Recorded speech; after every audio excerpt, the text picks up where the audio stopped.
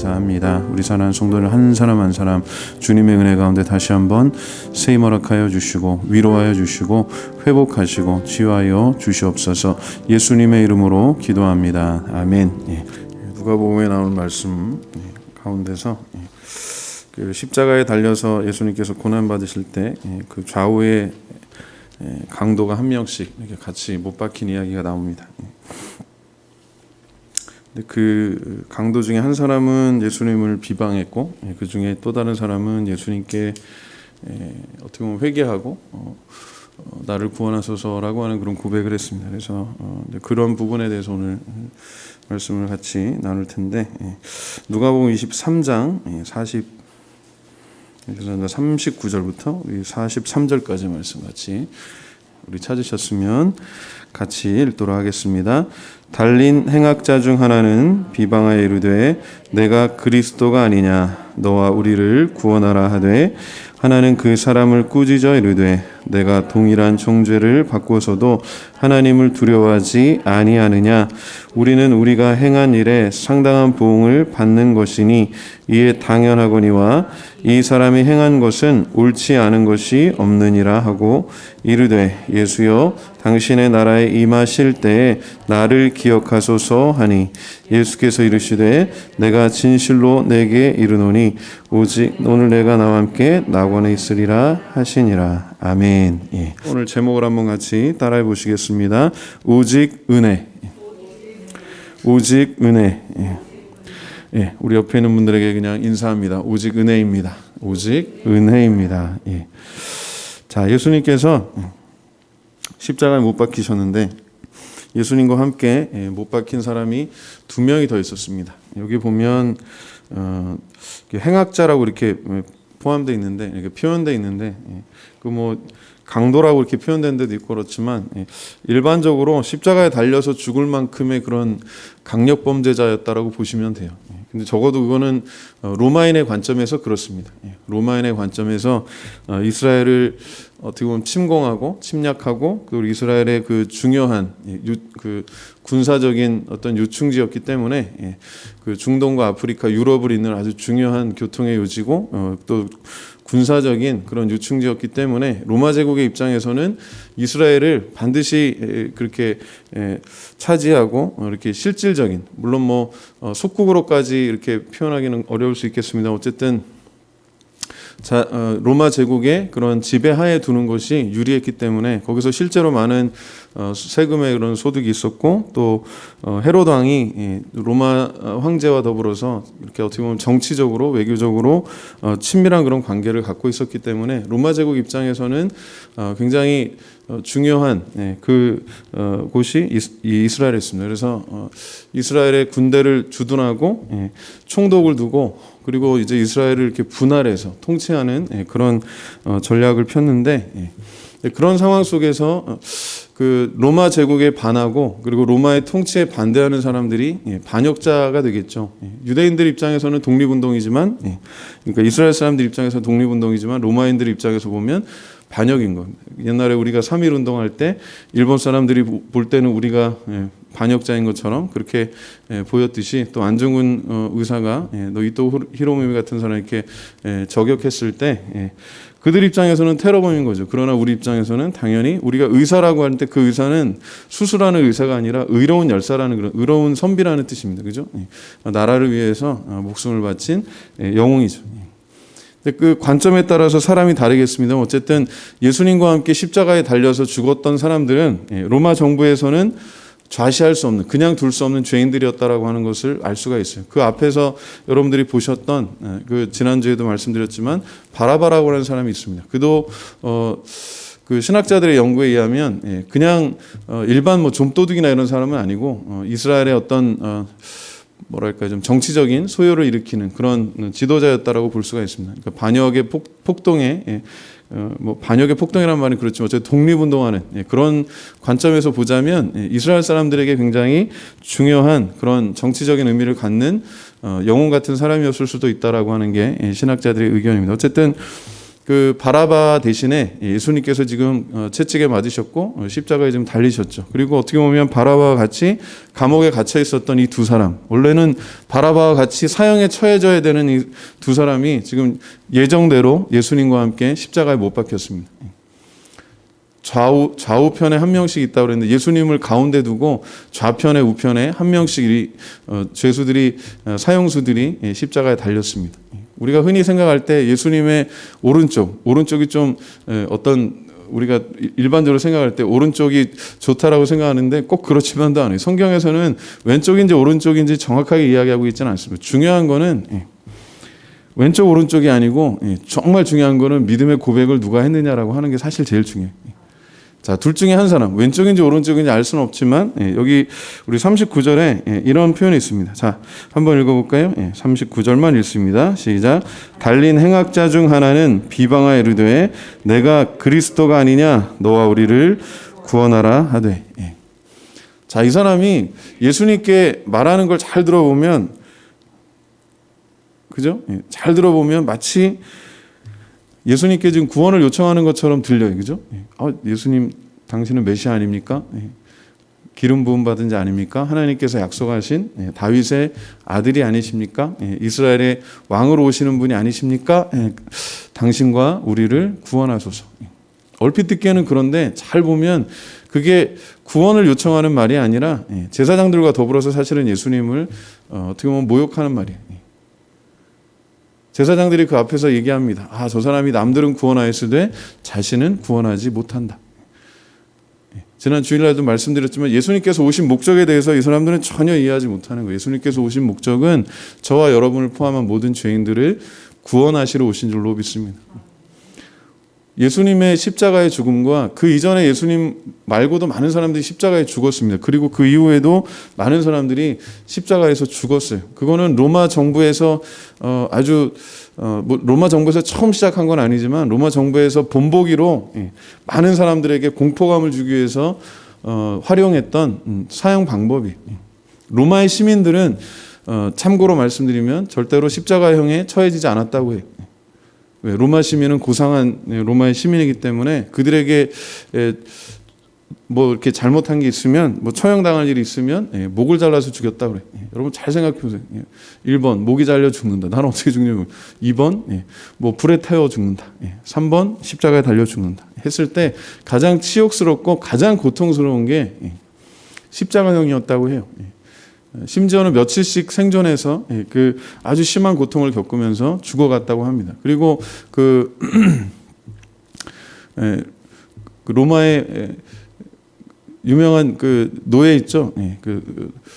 제가 이름을 까먹었는데 그 반역을 일으켰던 로마의 그 죄수 중에서 검투사 출신의 노예가 있었는데 그 사람이 반역을 일으키어서 한동안 이제 그 노예들이 해방되고 그런 적이 있습니다. 그때 로마 제국에서 대대적으로 복수를 해가지고 로마로 들어가는 길에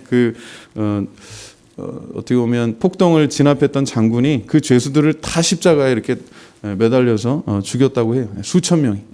생각해 보세요. 얼마나 끔찍하겠습니까? 여러분 우리로 치자면 광화문 광장 있죠? 그 들어가는데 거기다가 좌우에다가 사람들을 산채로 벌거벗겨 가지고 십자가에 못 박혀 죽인 거예요.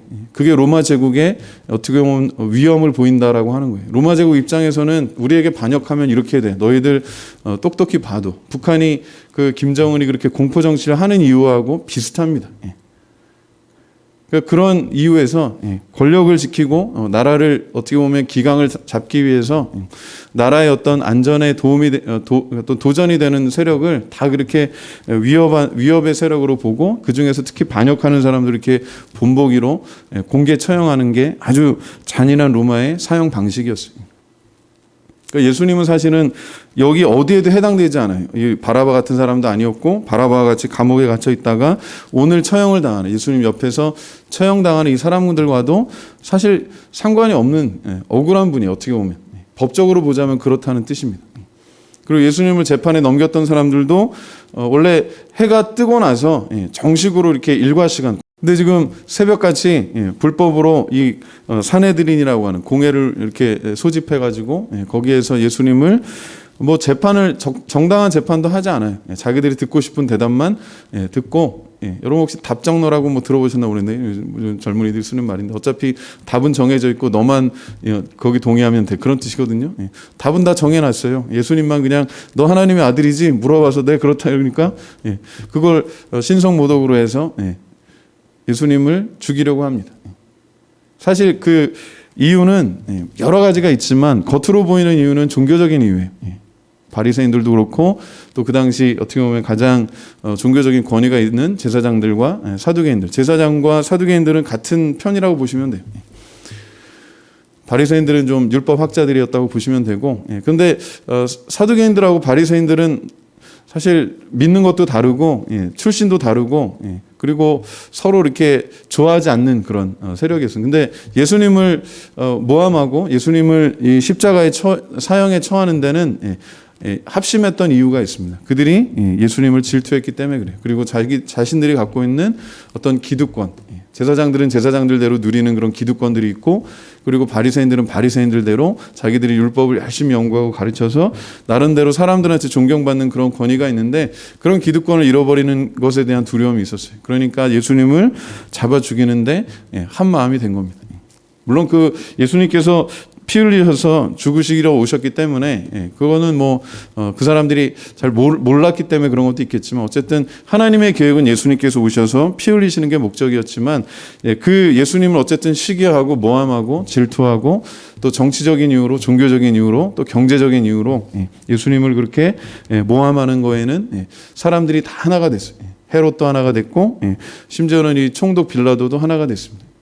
그는 어떻게 보면 역설적이게도 빌라도가 제일 예수님을 변호하는 사람이었어요. 예수님을 끝까지 풀어주려고 했고 예수님이 죄가 없다는 걸 너무나도 잘 알았고 예수님과 대화하면서 여러 가지 그 질문도 하고 이렇게 대화를 합니다. 그런데 오히려 폭동이 날 것 같으니까 왜 사람들이 그런 게 있잖아요. 아, 내가 지금 총독으로 와가지고 내가 지금 여기서 잘 로마의 총독으로 있어서 그 이스라엘을 잘 통치하고 그 다음에 임기가 끝나면 내가 다시 로마로 가서 로마의 원로원에 가서 그 의원들한테 인정받고 그러면 내가 더 출세해야 되는데 내가 지금 근무하는 시간에 막 폭동이 일어나고 뭐 난리가 나고 그러면 별로 안 좋을 거 아니에요. 자기 어떤 그 인사평가 이런 데 불리하니까 그냥 적당히 타협을 한 겁니다. 아, 그러면 못 이기는 척하고 너네들 마음대로 해. 그러면서 예수님을 십자가에 처형하게 합니다. 그러면서 자기는 어떻게 해요? 나는 죄가 없다 그러면서 물을 갖다가 그 앞에서 공개적으로 손을 씻습니다. 그거는 그냥 단순하게 손을 씻는 어떤 위생적인 의미가 아니라 뭐라는 뜻이에요? 뭐를 상징해요? 나는 이 사람의 피를 흘리는데 관여하지 않았고 너희들의 요구 때문에 내가 사형 언도를 내렸을 뿐이지 나는 이 일과는 상관이 없다라고 이렇게 선언하는 거예요. 그러나 빌라도가 그렇게 생각하고 또 이렇게 행동했지만 참 아쉽게도 매일 주일마다 우리 어떻게 해요? 사도신경 외울 때 본디오 빌라도 이름이 나옵니다. 그 사람이 물론 나중에 정말 회개하고 예수 믿고 구원받았다면 모르겠지만 그러지 않았다면 참 불행할 거예요. 어떻게 보면 가장 그 구원의 기회가 가까이 있었는데 그 기회를 놓친 사람 중에 하나입니다. 어리석은 사람 중에 하나예요. 뭐 가룟 유다도 마찬가지고 그리고 바로 이 예수님을 비방하는 이 행악자 누군지는 뭐 이름은 나와 있지 않지만 어떤 죄를 지었는지는 구체적으로 나와 있지 않지만 적어도 로마 총독이 판단하기에 이 로마 제국에 위협이 되는 그런 사람이기 때문에 꼭 사형을 시키는데 그냥 죽이는 게 아니라 실제로 아까 제가 말씀드렸던 그 사형 방법이요. 로마 제국에서 사용했던 거예요. 로마 시민은 그 칼로 목을 잘라서 죽였다고 합니다. 사형을 시킬 때. 그리고 십자가형은 아주 그 로마 시민이 아닌 사람 중에서 이렇게 로마에 반대하는 그런 어떻게 보면 폭동을 일으키는 그 사람들 입장에서 보면 그런 거죠. 로마 제국에 반대하는 사람 중에서 아주 극렬분자들을 본보기로 이렇게 처형할 때 십자가형을 사용했다고 합니다. 불에 태워 죽이기도 하고 뭐 사도 요한 같은 경우는 기름에 튀겨서 이렇게 원래 죽이려고 했는데 그게 잘 안 돼서 극적으로 살았다고 합니다. 그래서 반모섬에 유배를 가서 그가 어떻게 보면 사도들 중에서 가장 오래 살았다고 이렇게 교회의 전승에 의하면 그렇게 알려지죠. 그래서 요한복음도 쓰고 요한 1, 2, 3서도 쓰고 요한계시록도 쓰고 참 중요한 역할을 했는데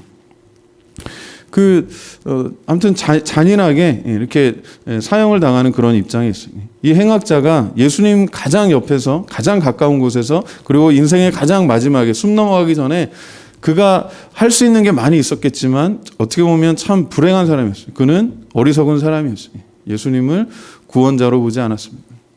끝까지 예수님을 그 제사장들과 같이 어떻게 보면 똑같이 조롱하고 그리고 그도 그냥 죽었어요. 근데 여기서 오늘 이 본문에서 저와 여러분이 좀 집중해서 보고 싶은 사람은 그 반대편에 있었던 사람입니다. 이 사람과 똑같은 어떻게 보면 똑같은 혐의를 가지고 지금 사형에 처해진 사람이에요. 그리고 그 사람을 인정합니다. 너와 나는 이 예수님을 비방하는 사람과 그 다른 사람의 대화입니다. 너와 나는 똑같이 죽을 죄를 졌지만 이분은 예수님은 너랑 나랑은 다른 분이야. 차원이 다른 분이야. 이분은 죽을 죄를 지은 분이 아니야. 이 대화가 예수님과 또 이어집니다. 그리고 예수님께 뭐라고 이야기해요? 예수님, 나를 기억하소서. 저는 이 본문에서 제가 지난번에 꽤 오래됐죠. 꽤 오래됐죠. 미국에서 유학할 때 채플 시간에 들었던 기억을 아는데 어느 교수님이 설교하셨던 내용 중에서 교수님인지 아무튼 어느 목사님 오셔서 이렇게 설교하셨던 내용 같은데 어설프게 이렇게 기억하는 게 그거예요. 이 사람의 모습이 바로 우리의 모습이라는 거예요. 우리는 주님 앞에 완전히 벌거벗겨지고 진짜 죽을 수밖에 없는 그런 죄인이고 지금 이제 숨이 끊겨지기 어떻게 보면 일보 직전이에요. 그죠? 물론 예수님께서 이 순서상으로 보자면 가장 먼저 돌아가십니다. 그만큼 예수님을 이렇게 채찍질하고 예수님한테 이렇게 고문을 했다라고 하는 그런 어떤 증거이기도 한데 그래서 나중에 요셉이라고 하는 사람이 가서 빌라도한테 예수님의 시체를 달라고 그랬을 때 빌라도가 놀라는 장면이 나옵니다. 아니 벌써 죽었어? 지금 십자가에 달린 지 보통 그 시간이 평균적으로 있을 거 아니에요, 그죠? 달려서 뭐 이렇게 죽는 그 평균적인 시간이 있는데 그 평균적인 시간보다 예수님이 훨씬 일찍 돌아가셔서 빌라도가 놀랍니다. 그러면서 예수님의 시신을 요셉에게 내줍니다. 근데 지금 이 예수님과 함께 대화하는 사람 중에서 예수님을 비방하는 사람 말고 예수님께 구원을 요청하는 사람, 진짜 요청하는 사람이 한 사람이 있었어요. 그 사람은요, 이름도 나와 있지 않아요. 뭐 나이도 당연히 모르고 어떤 일을 해서 무슨 일 때문에 무슨 죄 때문에 사형을 당했는지는 나와 있지 않지만 한 가지 분명한 거. 그는 십자가에서 예수님과 함께 죽었는데 그가 이전에 행했던 뭐 무슨 위대한 일 때문에 이스라엘을 구원하고자 하는 그런 뭐 꿈이 있었는지 어쩐지 모르겠습니다만은 독립운동을 했든지 아니면 정말 말 못할 그런 어떻게 보면 잔인한 범죄를 저질렀든지 간에 그는 뭐 지금 구원받을 만한 그런 행위를 한 적이 없어요. 이게 오늘의 핵심입니다.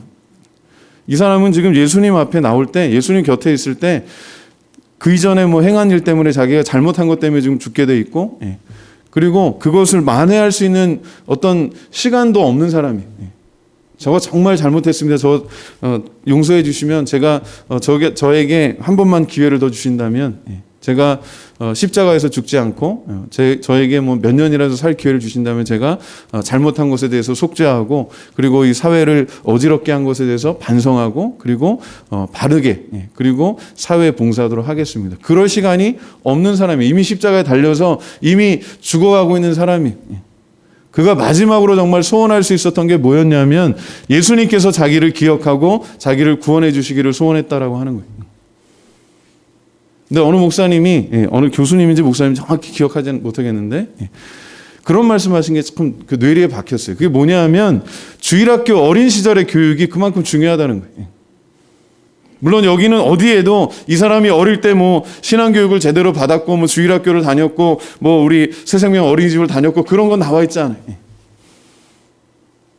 그런데 어딘가는 그 교수님의 이야기 뭐였냐면 그 목사 설교자의 얘기는 뭐였냐면 어딘가에 이 사람의 마음속에 예수 그리스도에 대한 그 복음의 씨앗이 들어가 있었기 때문에 예수님 옆에서 죽어갈 때 당장 자기가 숨이 넘어가기 그 일보 직전에 예수님을 만나고 예수님께 자기의 죄를 고백하고 예수님께 자기를 구원해 달라고 요청할 수 있었다라고 하는 거예요.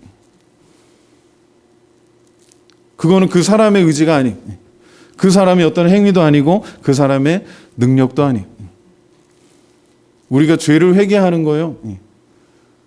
후회하는 거하고 회개하는 거는 많이 다릅니다. 뭐 아시겠지만 이 개념이요. 후회하는 거는 굉장히 불만이 많은 거예요. 아유, 내가 왜 그랬을까? 그러지 않아도 되는데 하면서 투덜투덜 되는 거예요. 원망하고 불평하는 거예요. 근데 회개에는 어떤 의미가 있냐면, 적어도 우리 성경에서 이야기하는 회개는 뭐냐면, 회개의 그 성경적인 의미는 뭐예요? 죄로부터 돌이켜서, 그리고 감독님께서 표현하시는 바에 의하면 죄로부터 분리돼서, 이거 참 중요합니다. 죄로부터 분리돼서 하나님과 연합하는 거예요. 죄로부터 분리돼서, 죄로부터 돌이켜서 하나님께로, 원래 하나님께서 창조하신 그 목적대로 하나님의 선하심과 인자하심을 닮아가는 하나님의 형상대로 돌아가는 거예요. 그건 우리 스스로 할 수 없고 하나님이 해주셔야 되는 부분이. 그리고 우리가 하는 부분이 이게 역할 이렇게 나누는 게 아니라 우리가 하는 게 뭐냐면 그 하나님의 은혜에 대해서 반응하는 거예요. 믿음으로 반응하고 순종으로 반응하고 특별히 감사하는 거예요. 그래서 회개에는 이거는 제가 그냥 이렇게 개인적으로 성경을 연구하면서 그냥 개인적으로 지금 그냥 깨달은 겁니다. 회개에는 제가 볼 때는 적어도 두 가지 의미가 있는데, 첫 번째는 죄에 대한 슬픔이 있어요. 죄에 대한 깊은 애통함이 있어요. 잘못에 대한 그런 깨달음이 있어요. 여러분, 회개하는 사람들 보신 적 있죠? 본인도 그런 게 있고. 회개에는 반드시 죄에 대한 그런 애통함이 있습니다. 잘못에 대한 반성이 있고, 하나님께 대한 두 번째는 감사가 있어요. 죄에 대한 애통함이 있지만 그 뒤에는 뭐가 있어요? 그럼에도 불구하고 하나님께서 나를 사랑하셔서 용서하시고 구원하시고 하나님을 아빠라 부를 수 있는.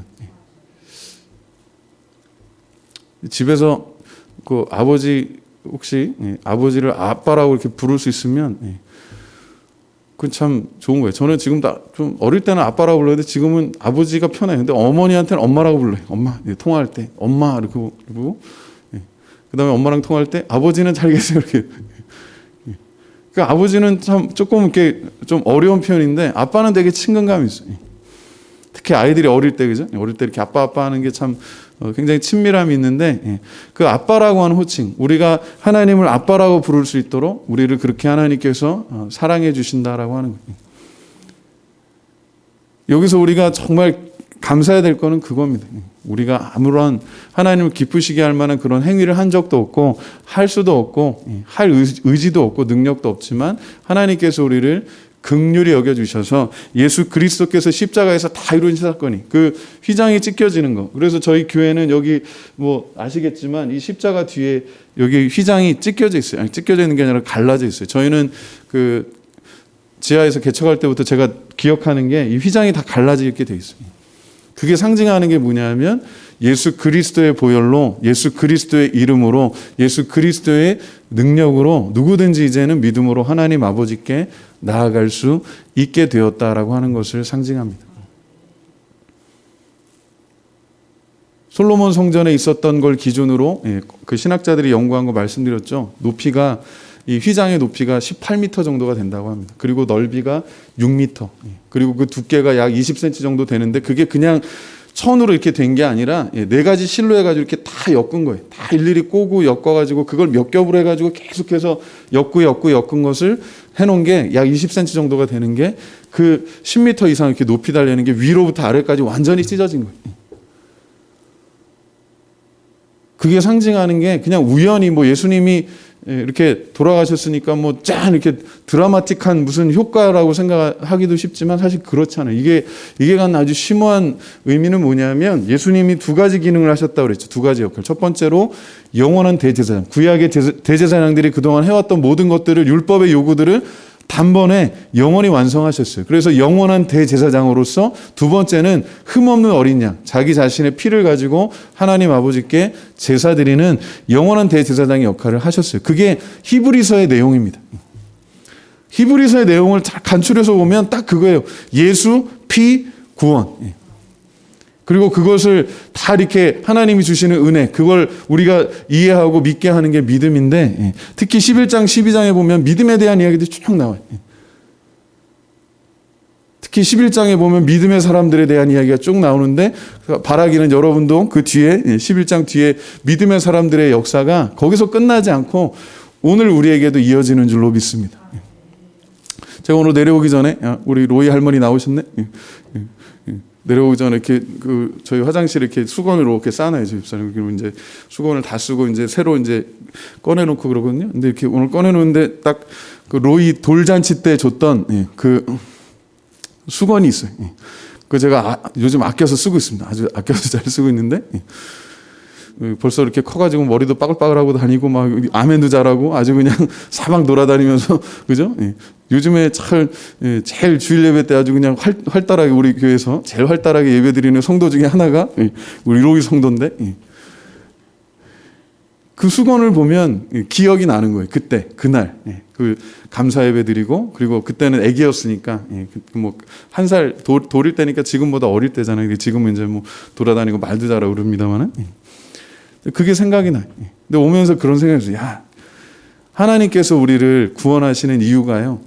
그 아들 예수 그리스도를 기억하시기 때문에 그 예수 그리스도를 기억하시고 그 예수 그리스도를 통해서 우리를 보시기 때문에 우리는 죄인이고 우리는 여전히 죄 가운데서 갈등하고 고민하고 그죠? 세상에서 들려오는 소식들을 들으면서 얼마나 참 안타까운 것들이 너무나도 많죠. 정말 일일이 다 말하기도 힘든 그런 가슴 아픈 사건들도 너무나도 많고 그런 가운데 우리가 갈등하고 고민하지만 하나님께서 우리를 예수 그리스도라고 하는 렌즈를 통해서 보시는 거예요. 그 렌즈를 통해 예수 그리스도라고 하는 렌즈를 통해서 우리를 보실 때 우리가 하나님의 자녀로 깨끗하게 사함받고 그리고 하나님의 은혜로 구원받은 그런 증거들이 주 안에서 드러나는 줄로 믿습니다. 예수 그리스도 덕분에 예수 그리스도 때문에 예수 그리스도 안에서 예수 그리스도와 더불어서 연합함으로 인해서 우리가 오직 은혜로 구원받는 줄로 믿습니다. 오늘 이 대화가 어떻게 이어지는지 다시 한번 볼 텐데요. 자, 40절에 이렇게 봅니다. 자, 40절에 첫 번째 이야기는 그 반대편에 있는 행악자에게 꾸짖는 이야기예요. 자, 40절 한번 읽어볼까요? 시작. 하나는 그 사람을 꾸짖어 이르되 내가 동일한 정죄를 받고서도 하나님을 두려워하지 아니하느냐. 그리고 죽음이 임박했을 때 하나님을 기억하는 거예요. 인간의 본능인 것 같아요. 인간의 본능은 뭔가 신적인 존재, 하나님 그럼 우리를 창조하고 우리를 구원하고 우리를 보살피는 어떤 그런 신적인 존재에 대해서 찾고 예배하는 그런 본능을 갖고 있어요. 비록 그게 죄 때문에 깨져서 온전한 하나님을 예배하는 것, 그죠? 신령과 진정으로 예배하는 건 못하지만 그런 본능이 남아있기 때문에 우리가 우상을 만들고 숭배하는 거예요. 그래서 예수님께서 오셔서 그 예배를 사마리아 여인과의 대화에서 보시면 바른 예배에 대해서 말씀하십니다. 장소에 대해서 얘기해요. 예루살렘 성전도 아니고 사마리아에 있는 성전도 아니고 하나님이 찾으시는 예배자는 어떤 예배자라고 그랬어요? 새로 번역된 성경에 의하면 성령과 진리로, 옛날 버전으로 보면 신령과 진정으로 같은 이야기예요. 근데 그렇게 예배하게 하시는 것도 하나님의 은혜인 줄로 믿습니다. 제가 지금 기억하는 가장 교회에 처음 나갔던 그 기억나는 거는 초등학교 들어가기 전이었던 것 같아요. 7살인지 아마 그 어간에 초등학교 들어가는 그 어간 어딘가에 7살이나 8살 그 되기 전이었던 것 같아요. 주일학교 뭐 여름 성경학교 할 때 친구들 따라서 이렇게 갔던 기억이 나고 그러면서 이제 거기서 교회를 처음 가게 됐고 그다음에 이제 또 이사 가면서 그 이사간 동네에서 또 이렇게 작은 교회가 있어서 지역 교회에서 이렇게 초등학교 과정을 거쳤고 그다음에 뭐 중고등학교 과정 이렇게 쭉 지나오면 보니까 하나님께서 참 사랑해 주셨구나라고 하는 것을 많이 느껴요. 저 양갓집 뭐 아시겠지만 다 뭐 불교 집안이고 아주 그냥 무속 사상이 어떻게 보면 강했던 그런 집안이고 저희 외할머니도 뭐 그 절에서 거의 뭐 그 아주 이렇게 봉사하시고 그런 삶을 사시다가 나중에 이제 저희 교회 오시고 신앙생활 하시고 나중에 돌아가시 전에는 그래도 명예권사 직분도 받으시고 그랬는데 그리고 지금 기도원의 부활의 동산에 이렇게 모시고 그랬잖아요. 그런 것들 생각해 보면 참 감사해. 왜냐면 어릴 때 제 외할머니 기억하기는 되게 어떻게 보면 참하신데 그 신앙적으로는 굉장히 완고했거든요. 왜냐하면 부모님 그 신앙생활 하시고 그럴 때 그때는 또 연단 받고 그럴 때라서 어떻게 보면 좀 안 좋게 생각하셨고 뭐 실제로 그랬던 것 같아요. 외가 쪽에서 우리 쪽을 볼 때는 그렇게 좋은 이미지는 아니었던 것 같은데 지금 지나고 보면 참 감사해. 하나님께서 은혜 주셔서 그래도 돌아가시기 전에 천국 가시고 그렇게 예수 믿고 구원 받으셔서 천국 가시고 하니까 얼마나 감사한가 그런 생각이 드는데 친할머니도 마찬가지고 그 구원받는 과정이 그리고 그런 구원의 과정에서 하나님이 역사하시는 그런 놀라운 일들이 그냥 이루어지는 게 아니라 오늘 이 말씀을 읽으면서 제가 참 드는 생각이 그래요. 누군가 우리에게 하나님의 아들 예수 그리스도에 대해서 복음을 전해준 사람이 있기 때문이라는 거예요. 이 본문에는 정확하게 드러나 있지는 않아요. 그런데 적어도 이 사람이 예수님의 이름을 알고 예수님에 대해서 고백하는 걸로 봐서는 직접 예수님을 전에 뭐 만났거나 아니면 적어도 예수님에 대해서 이야기를 들었던 그런 경험이 있었다라고 우리가 합리적으로 이렇게 생각해 볼 수가 있습니다. 그렇지 않고는 예수님을 알 수가 없죠. 자기가 지금 예수님이 옆에서 죽어갈 때 내가 지금 처음 뭐 보지도 못하고 듣지도 못한 사람이라면 그런 고백을 할 수가 없어요. 그러나 적어도 이 사람이 죽어가는 그 와중에 자기가 인생의 정말 마지막 단계에서 예수님을 만났고 자기가 들었던 예수 그리스도를 통해서 어쨌든 하나님의 특별한 은혜를 주셨겠죠. 그래서 이 사람이 구원을 받은 거예요.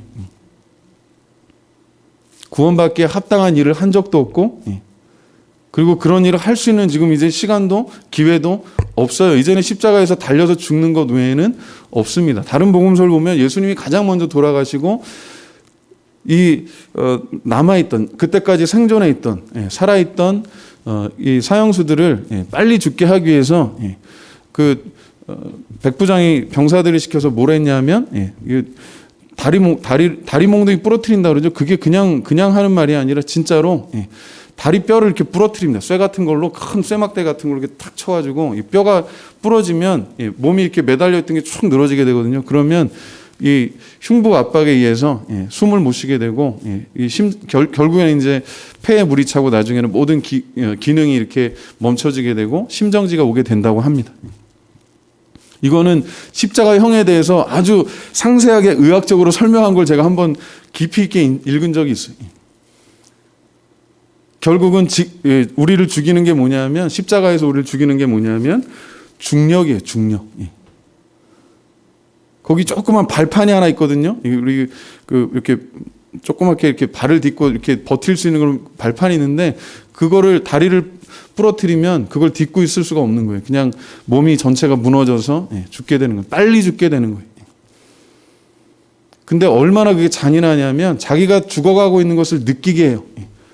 깊은 고통 가운데 누구도 도와주지 않고 사람들이 그 사람들을 보면서 죄인이기 때문에 조롱하는 것도 있지만 반대편으로는 또 그런 게 있는 거예요. 이 사람이 이렇게 비참하게 죽는 걸 보면서 많은 사람들이 대중들이 어떤 느낌을 들어요. 야, 나는 절대로 로마 제국의 반기를 들어서는 안 되겠구나. 그런 공포감을 느끼는 거예요. 난 저렇게 죽고 싶지 않아. 그렇게 본보기로 아주 잔인하게 죽는 거예요. 수많은 사람들 앞에서 그 전에 이미 죽기 전에 막 채찍질하고요. 채찍이 그 당시에 로마 병사들이 사용했던 채찍이 그냥 채찍이 아니라 그 끝에다가 뼈라든지 이런 갈고리 같은 걸 이렇게 감아가지고 그래서 이렇게 왜 패션 오브 크라이스트라는 영화를 보신 분들 혹시 있나 모르겠는데 거기 보면 아주 잘 묘사가 돼 있어요. 몸을 이렇게 쫙 감고 나올 때 그냥 나오는 게 아니라 살을 이렇게 뜯어냅니다. 그러니까 십자가형에 처해지기 전에 과다출혈로 죽는 경우도 종종 있었다고 그래요. 그러니까 예수님이 왜 그렇게 빨리 돌아가셨는가를 의학적으로 설명하는 거는 이미 예수님이 그 전에 그렇게 많은 고난을 받으셨다라고 하는 것을 알 수가 있어요. 그리고 면류관 있죠. 우리가 생각하는 면류관은 원래 왕이나 아니면 어떤 종목에서 이렇게 전쟁에서 승리한 그런 장군한테 씌워주는 명예로운 관인데 여기는 가시면류관을 씌웠어요. 이거는 그냥 고통도 고통이지만 아주 수치스러운 겁니다. 치욕적인 거예요. 그리고 예수님의 그 십자가에 달려있는 그 명패에 쓰인 죄목이 뭐예요? 유대인의 왕이에요. 예수님은 유대인의 왕으로서 정치적인 죽임을 당하셨지만 그러나 하나님의 계획은 그것을 넘어섭니다. 이 죄수도 이 사형수도 하나님의 깊은 구원의 계획 그런 거 다 모르지만 우리 사도신경 주기도문 이런 거 모르지만 그가 한 가지 간절하게 알았던 건 그거예요. 내가 지금 아니면 구원받을 길이, 구원받을 시간이, 구원받을 기회가 없다라고 하는 거예요. 예수님께서 십자가에 달려서 어떻게 보면 이게 참 상징하는 바가 많이 여러 가지가 큽니다만은 저는 본문을 이렇게 묵상할 때마다 드는 생각이 그래요. 야, 어쩔 수 없이 정말 죽을 수밖에 없는 우리를 구원하신 하나님의 특별한 은혜가 여기에 있다라고 하는 거예요. 만약에 우리가 행위로 구원받을 수 있었다면 이 강도의 경우는 전혀 예외가 될 수밖에 없어요. 근데 이 강도라고 표현해서 죄송한데 이 사형수가 우리에게 보여주는 그리고 우리에게 전달하는 희망의 메시지는 뭐냐면 우리도 은혜로 구원으로만 구원받을 수 있다라고 하는 거예요. 여러분이 살면서 많은 일을 할 겁니다. 열심히 일도 하고 열심히 공부도 하고 또 가정에서 이렇게 생활을 하시고 자녀들도 돌보고 참 어렵죠. 그리고 교회에서도 이렇게 신앙생활 하면서 뭐 교회에 또 이렇게 섬기시고 하는데 그 역할들 그런 것들이 쉽지는 않을 겁니다. 근데 참 감사한 것은 그런 기회들, 그런 관계들 그리고 그런 일을 할 수 있도록 하나님께서 우리에게 능력 주시는데 그것 때문에 우리가 구원받지는 않는다는 거예요. 그렇지만 그럼에도 불구하고 그런 것들을 통해서 하나님의 은혜를 깨닫게 하신다는 거예요.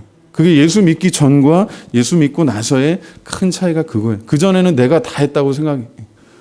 내가 잘났고 내가 잘나서 뭐 열심히 공부하고 모두 했다고 생각하는데 예수 믿고 나서는 뭐예요? 주님이 다 하셨다라고 하는 것을 인정하는 겁니다. 오늘 이 십자가에 달려서 예수님과 함께 죽는 그럼에도 불구하고 주님께 지금 고백하는 이 사람은 하나님의 특별한 은혜를 힘입은 사람이 저와 여러분도 이 사람과 별반 다르지 않아요. 뭐라고 이야기하죠? 우리 41절 이렇게 이야기하죠. 한번 읽어볼까요? 41절 시작. 우리는 우리가 행한 일에 상당한 보응을 받는 것이니 이에 당연하거니와 이 사람이 행한 것은 옳지 않은 것이 없느니라 하고. 자, 예수를 그리스도라 고백할 수 있는 것이요 하나님의 특별한 은혜입니다.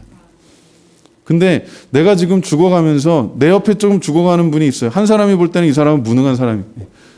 아니 자기도 지금 죽어가는 주제에 누구를 구원해? 그러면서 조롱하는 사람이 있고 반면에 나는 지금 죽어도 마땅하지만 내 죄로 죽어도 마땅하고 내가 지금 한 일 때문에 죽어도 마땅하지만 그러나 이분은 죄가 없으신 분이고 나를 구원하실 수 있는 분이야라고 하는 그 믿음은 하나님이 주시는 특별한 섭리예요. 똑같이 십자가에 달려서 죽습니다. 똑같이 죄를 지었어요. 똑같이 고난을 받습니다. 근데 어떤 사람, 한 사람은 예수님을 저주하고 한 사람은 예수님께 구원을 요청합니다. 그 차이가 어디서 오는 걸까요? 그거는 우리가 답하기 어려운 부분이에요. 성경의 답은 뭐냐면 이것은 하나님의 주권적인 은혜예요. 제가 참 좋아하는 표현인데 하나님의 주권적인 은혜, 하나님의 주권적인 섭리에 우리가 뭐라고 할 수 없는 하나님만의 고유한 권한이고 하나님만의 어떤 특별한 그런 어떤 능력이신데 참 감사한 것은 하나님께서 대체적으로 보면 그렇습니다. 하나님께서 우리를 구원하시는 것을 기뻐하시지 성경에 곳곳에 나와 있는 게 그래요. 특별히 에스겔 같은 데 읽다 보면 하나님께서 분명하게 말씀하시면 나는 죄인이 죽는 걸 기뻐하지 않는다는 거예요. 죄인이 회개하고 돌아와서 하나님 앞에 회개하고 돌아와서 구원받는 것을 기뻐하지 죄인이 죄 때문에 멸망받는 것을 기뻐하시지 않는다고 그래요.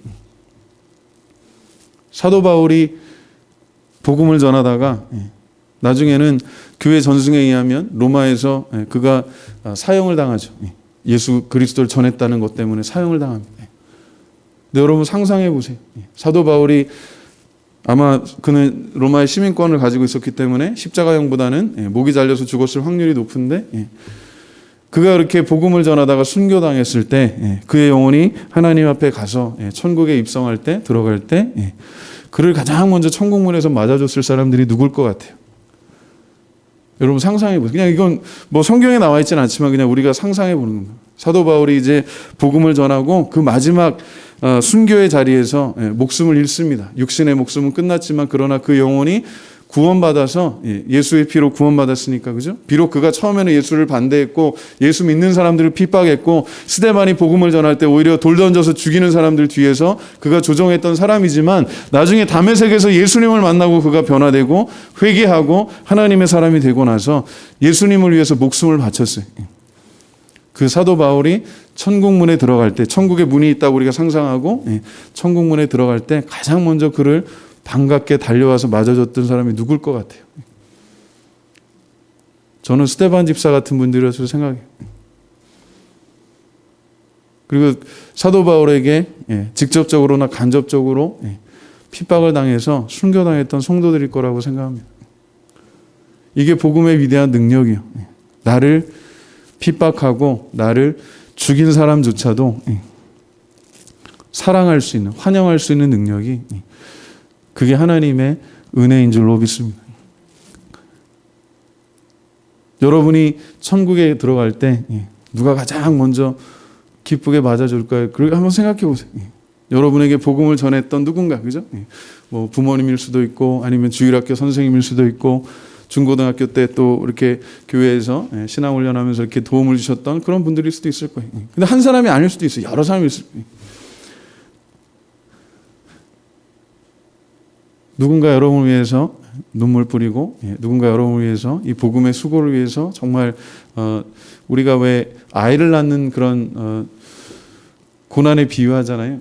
신앙의 사람도 마찬가지인데, 우리가 영적으로 품고 잉태한다라고 하는 게 표현하는데, 성도 한 사람이 주님 안에서 이렇게 거듭나는 거, 그죠? 태어나는 거, 그런 모든 과정 속에 절대로 한 사람만 역사하지 않아요. 보니까 여러 사람들이 수고합니다. 여러 사람들이 기도하고, 여러 사람들이 그렇게 헌신해서 그렇게 복음의 열매가 나와요. 작은 것 같고, 약한 것 같고, 부족한 것 같은데, 그런데 놀라운 건 그 씨앗 안에 놀라운 생명, 천국의 생명이 있다라고 하는 거예요. 그래서 예수 그리스도의 복음 안에 있는 그 능력 때문에 교회가 2000년의 역사를 가지고 지금까지 여기에 존재하는 겁니다. 아까 뉴스를 들으면서 참 안타까웠던 게, 미국 그 조지아의 애틀란타라고 하는 도시가 있는데, 그곳에 그 뭐 마사지 업소에 두 군데인가 이렇게 있어요. 거기서 총격 사건이 있었는데 8명의 사망자가 있고, 그 중에 4명이 한국계라고 하는 그런 안타까운 소식을 들었습니다. 그리고 이제 그 범인으로 추정되는 사람이 잡혔는데 20대 젊은 백인 청년이 남자예요. 그래서 제가 참 안타까웠던 거는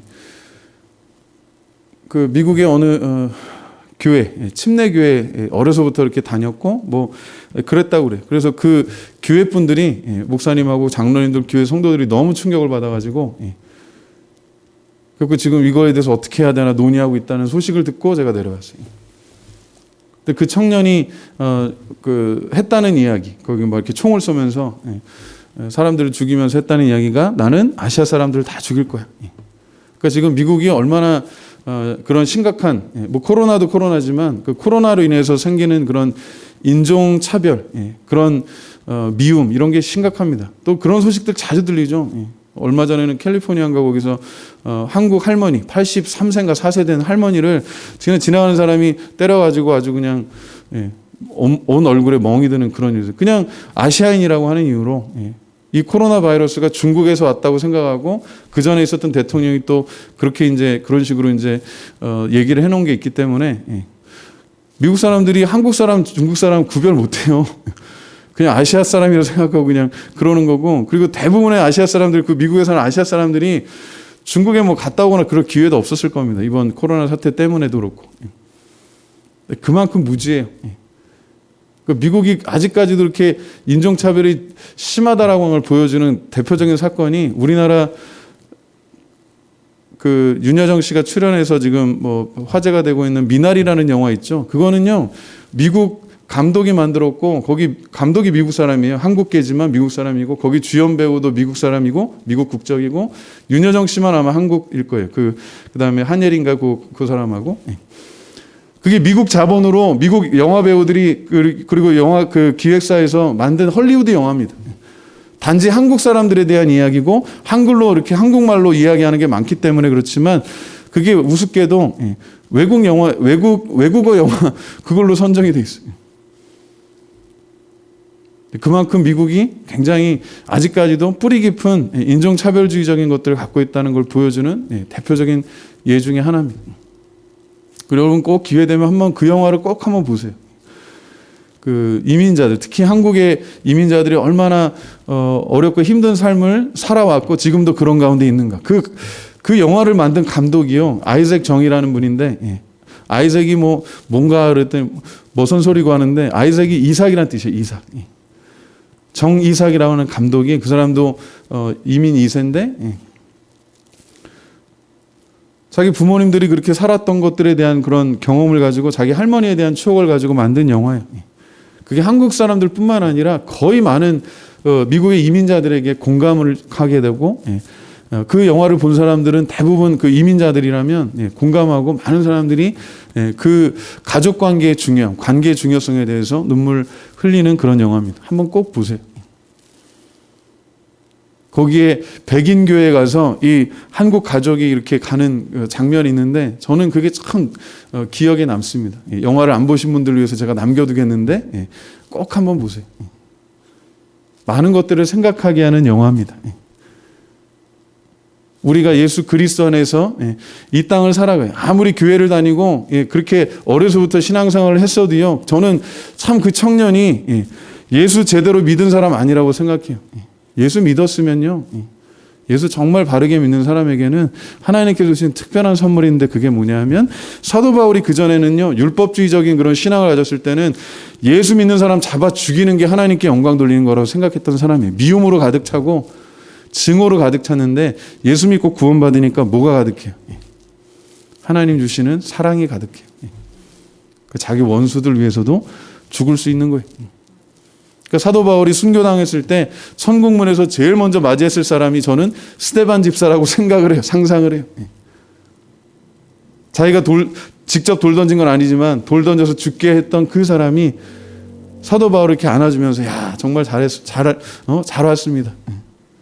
수고했습니다. 물론 주님께서 맞아주시겠죠. 착하고 충성된 종, 잘하였도다.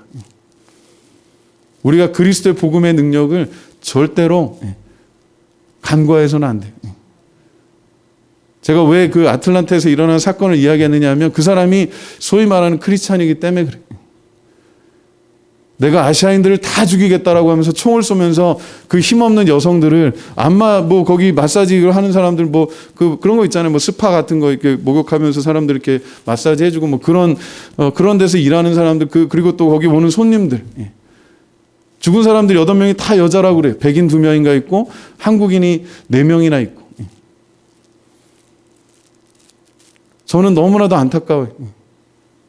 그리고 그 사람이 교회를 다녔다라고 하면, 그리고 아주 주변 사람들 이야기를 이렇게 거기 기사에 이렇게 요약한 걸 보면, 그는 종교에 심취한 사람 같았다라고 하는 그런 얘기가 있어요. 저는 그게 가장 가슴 아픈 이야기. 정말 제대로 예수 믿고 구원받고 은혜 받았으면, 그리고 교회 안에서 건강하게 성장했으면, 사랑받고 컸으면요, 절대로 그럴 수가 없다고 저는 생각해요. 그렇지 않아요? 우리가 하나님을 사랑하면 어떻게 보이지 않는 하나님을 사랑한다고 하면서 보이는 사람들을 사랑하지 않으면서 보이지 않는 하나님을 사랑한다고 할 수 있겠어요? 그게 사도들이 우리에게 가르치는 말씀입니다. 예수님도 우리에게 가르치는 말씀이에요.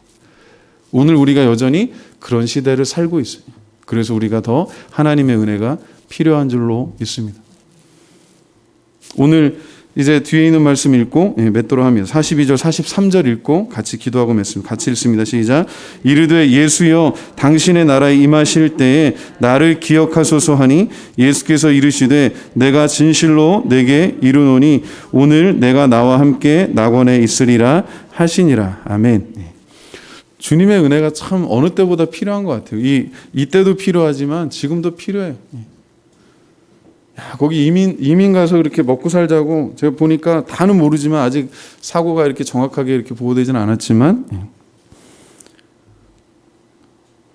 그 돌아가신 분 중에 한국 여성 중에 70대도 있다고 그래요. 저는 모르겠어요. 그분이 거기 손님으로 갔는지 거기 일하시는 사장님이 어쩐지 모르겠는데, 너무 마음이 아픈 거예요. 그렇게 안타깝게 전혀 무슨 면식도 없는, 일면식도 없는 사람이 와가지고 그냥 총을 갈겨대고 하니까, 참 그 가족들은 얼마나 안타까울까? 그리고 본인도 그렇고.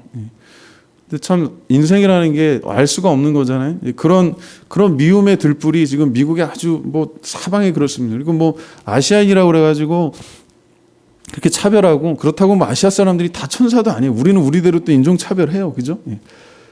뭐 하얗고 까만 거 별로 안 좋아하고 뭐 그런 게 있어요. 우리 한국 사람들도 다 죄인이에요. 의인은 없나니 하나도 없는데, 안타까운 거는 그게 다 마귀의 장난이라는 거예요. 우리가 서로 사랑해도 지금 부족한데, 더군다나 예수 믿는다는 사람들이 교회에서 거기서 태어나고 자라고 그렇게 그렇게 본인이 크리스찬이라고 그렇게 이야기하는 사람들이 그런 것들을 보면서 너무 안타까운 거예요. 그런 죄의 결과 때문에 그런 거예요.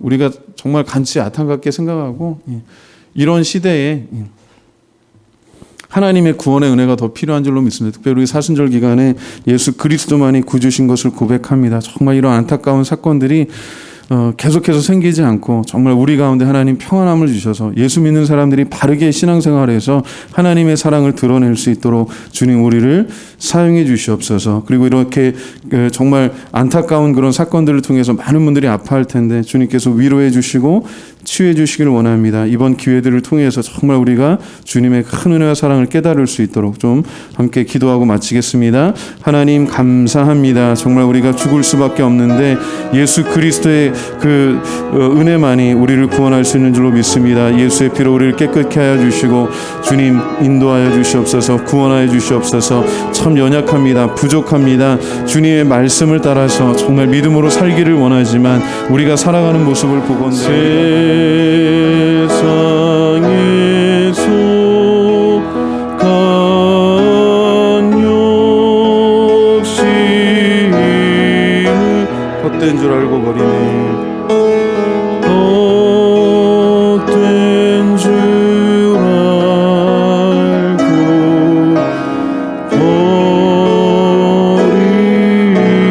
버리네. 세상에 속한 욕심을 헛된 줄 알고 버리네. 세상에 속한 욕심을 헛된 줄 알고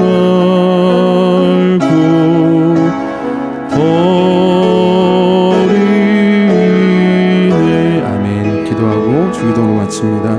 주님 감사합니다. 정말 우리가 구원받을 길이 없지만, 구원받을 능력도 없지만 주님께서 우리를 대신해서 우리의 모든 죄와 죄의 값을 십자가에서 감당하신 것을 믿습니다. 주님께서 다 이루셨다 선언하심으로, 십자가에서 피 흘리심으로 우리가 믿음으로 오직 은혜로 구원받는 것을 믿습니다. 이 주님의 한편에서 정말 죽어가던 이 행악자가 주님을 보고 회개하고 주님께서 구원하시기를 소망했을 때 주님께서 그를 구원하신 것을 기억합니다. 우리도 그 죄인처럼 죽을 수밖에 없었지만, 그러나 주님께서 우리를 사랑하셔서 믿음으로 은혜로 구원받게 하신 것을 감사합니다. 아직도 주님을 알지 못해서 많은 사람들이 죄 가운데 살면서 정말 서로 미워하고 죽이고자 하는 그런 마음으로 살아갑니다. 이 증오가 가득하고 죄가 가득한 세상에 하나님의 사랑이 충만한 교회와 성도들이 나가서 정말 이 세상을 변화시키는, 그래서 이 기쁜 구원의 소식을 잘 전하는 그런 우리 성도들, 그런 교회 되도록 주님께서 도와주시옵소서. 여러 가지 몸이 아프고 또 힘든 일을 당하고 어려운 일을 당하고 정말 몸이나 또 영혼 간에 어려움이 있는 성도들이 있으며 주님께서 위로하여 주시고 주님께서 세임 허락하여 주시고 일으켜 주시고 치유하시고 회복하여 주시옵소서. 돌아가는 발걸음 지켜주시고 남은 한 주도 주 안에서 믿음으로 승리하며 살아갈 수 있도록 성령 하나님 도와주시옵소서. 예수님의 이름으로 기도합니다. 아멘.